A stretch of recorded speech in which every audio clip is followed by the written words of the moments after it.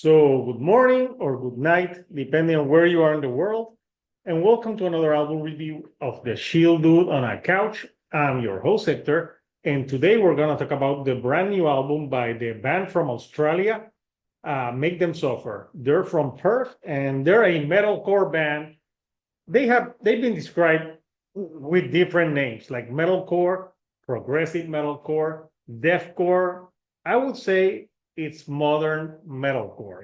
There's so many names nowadays that it's just confusing to me sometimes. And the new album, it's called Make Them Suffer, and it's a self-titled record. The record really is like a rebirth for the band. They have some lineup changes, and for this one, they have a new keyboard female singer, Alex Reed or Reade, if I'm pronouncing it incorrectly. And it's a new record for the band. The last one was in 2020, and I remember I listened to that record, and I have the same thoughts that I had when I listened to that record. The highlight for me is the female vocals. No disrespect to the male vocalists, but sometimes metalcore, deathcore singers kind of sound the same to me.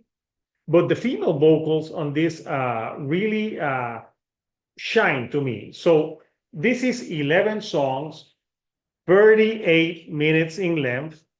And this is an album that I can best describe it as modern metalcore with some video game soundtrack type of feel to it in some of the tracks. So the album opens with The Warning, which is like a intro track, very cinematic.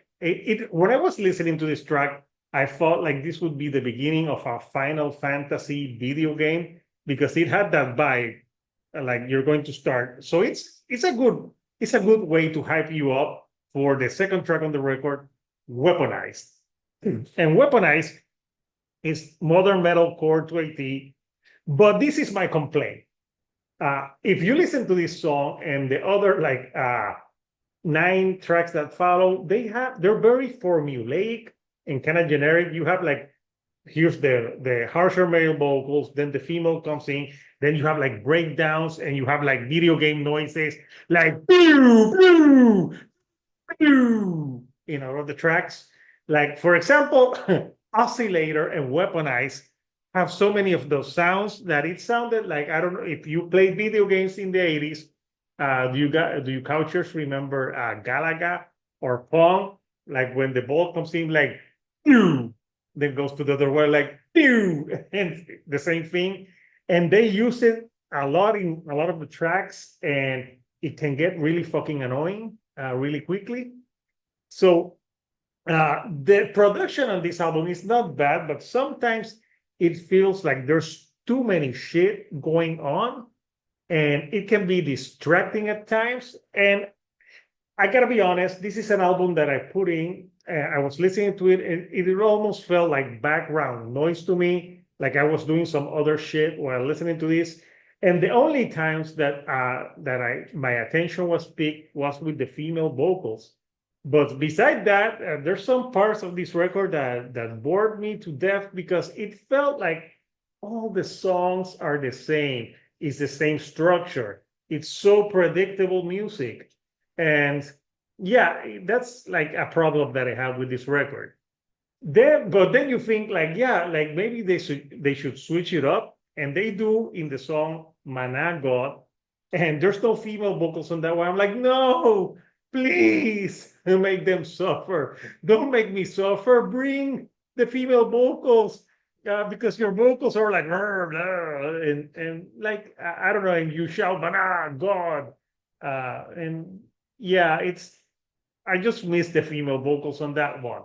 I think the singles that they released, I think Doom Switch is probably my favorite track from this record. I think it has a great blend of the female vocals with the male vocals, and there's some good guitar riffing on it. Again, some of the video game noises creeping in some parts of the song.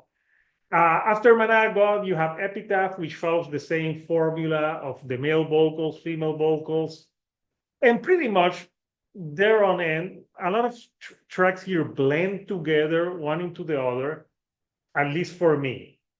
I wouldn't say that there's songs here that are atrociously bad, but I also wouldn't say that there's some stuff here that I would say like it's amazing, it's blowing my mind. So to me, if this was an Is It That Bad episode, I would probably rate this a fun sideways. So it's not bad, it's not great, it's just there. Uh, yeah, like I think another track that I thought I enjoyed was Small Town Syndrome, which closes the album. But again, too many like stuff going on, too many video game noises to my liking. And again, if this wasn't for the female vocals, this would be a complete forgettable album for me.